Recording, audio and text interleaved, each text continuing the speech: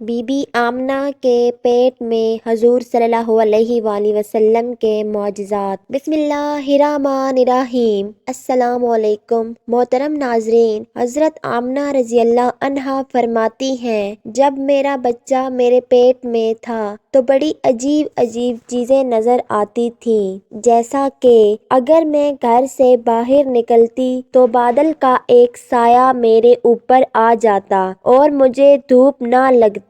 اگر میں پانی بھرنے کے لیے زمزم کے کنویں کی طرف جاتی تو راستے میں جتنے پیڑ ہوتے ان کی ٹہنیاں میرے سامنے جھک جاتی جیسے مجھے سلام کر رہی ہوں۔ میں حیران تھی کہ آخر یہ سب میرے ساتھ ایسا کیوں ہو رہا ہے۔ جب زمزم کے کنویں کے پاس پہنچتی تو نیچے کنویں کا پانی اپنے آپ اوپر آنے لگتا اور بالکل اوپر منڈیر تک آ جاتا اور میں اپنے ہاتھوں سے پانی مشک میں بھر لیتی۔ رسی والی بالٹی کو کنویں میں ڈالنے کی نوبت ہی نہ آتی۔ مکہ کی عورتیں مجھے زمزم کے کنویں کے پاس پکڑ کر بٹھا دیتی۔ جب تک میں کنویں کے پاس رہتی پانی اوپر کنارے تک رہتا اور مکہ کی عورتیں پانی اپنے ہاتھوں سے ہی اپنے برتنوں میں بھر لیا کرتیں۔ وہ کہتی تھیں، اے آمنہ تم تھوڑی دیر اور کھڑی رہو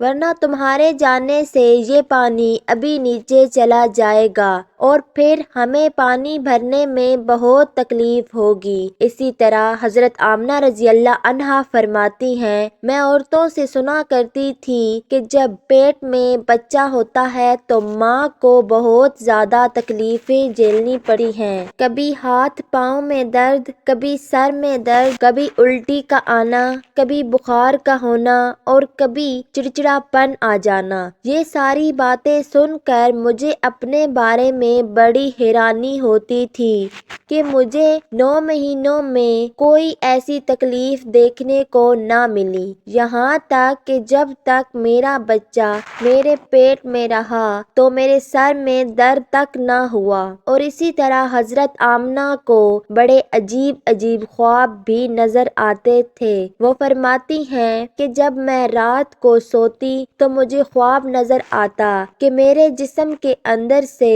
ایک نور نکل کر ساری دنیا کو روشن کر دے گا۔ یہ سب دیکھ کر مجھے یقین ہو چکا تھا کہ میرے پیٹ میں جو بچہ ہے وہ واقعی ہی عام انسان نہیں ہے۔ حضور صلی اللہ علیہ وآلہ وسلم کے دادا حضرت عبد المطلب دن رات کعبے کے پاس جا کر کعبے کا غلاف پکڑ کر اللہ سے رو رو کر دعا کرتے، یا اللہ میرا بیٹا عبداللہ تو اس دنیا میں نہیں رہا لیکن اس کے گھر ایک بچے کی پیدائش ہونے والی ہے، یا اللہ اس بچے کی حفاظت فرمانا اور میرے عبداللہ کی نسل باقی رکھنا۔ حضور صلی اللہ علیہ وآلہ وسلم کے سارے چاچا اسی انتظار میں تھے کہ میرے بھائی عبداللہ کے گھر بچہ کب پیدا ہوگا۔ یہودیوں کی کتاب تورات میں لکھا ہوا تھا کہ جب آخری نبی آئے گا تو اس کے پیدا ہونے سے 10 دن پہلے آسمان پر ایک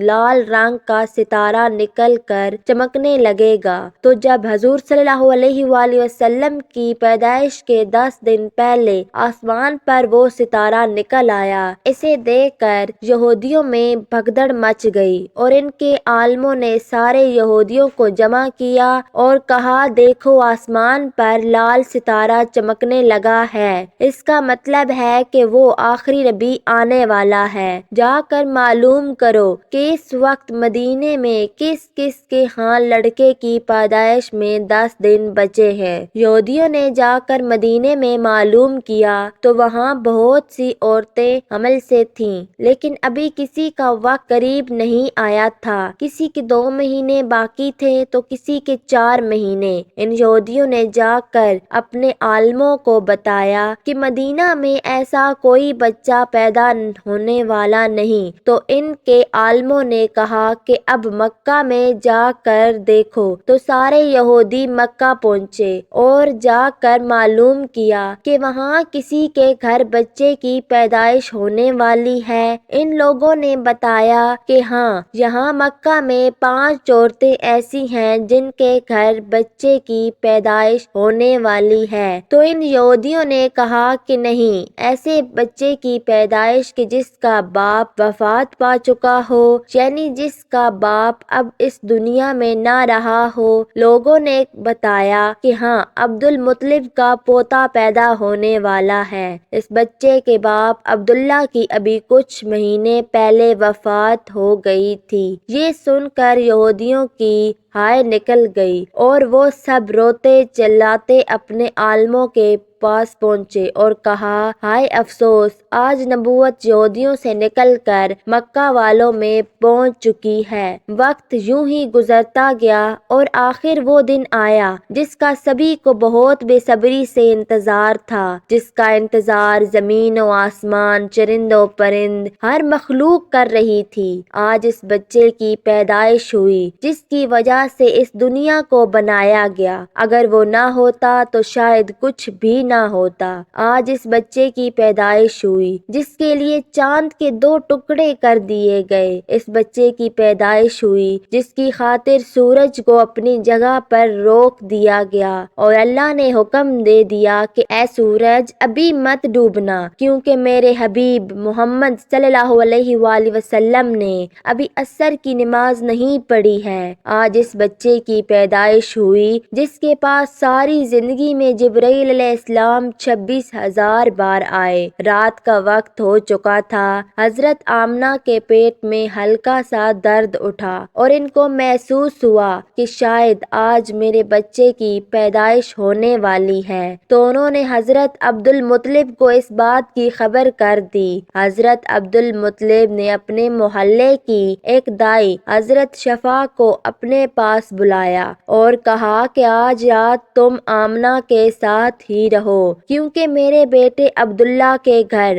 آج بچہ پیدا ہونے والا ہے۔ رات گزرتی گئی، چاند بھی کہیں خاموش ہو کر بادلوں میں چھپ گیا۔ حضرت آمنہ رضی اللہ تعالی عنہا فرماتی ہیں کہ جس رات میرے گھر بچے کی پیدائش ہوئی تو اس دن میرے گھر میں غریبی کا یہ عالم تھا کہ ہمارے ہاں چراغ میں تیل جلانے کے لیے بھی پیسے نہ تھے۔ محترم ناظرین، اس غریبی میں ہمارے آقا صلی اللہ علیہ وآلہ وسلم اس دنیا میں تشریف لائے۔ اس روایت حضرت عبد المطلب اور ان کے سارے لڑکے گھر کے باہر بیٹھے رہے کہ اگر میرے بھائی عبداللہ کی بیوی کے ساتھ کوئی بھی حادثہ ہو تو ہم فوراً اس کے علاج کا انتظام کریں۔ پوری رات کوئی بھی نہ سویا۔ رات ڈھلتی جا رہی تھی، چاند بھی خاموش ہو کر ڈوب چکا تھا، ہر طرف اندھیرا ہی اندھیرا تھا، گھر کے اندر بھی اندھیرا، گھر کے باہر بھی اندھیرا۔ سحری کا وقت ہو چکا تھا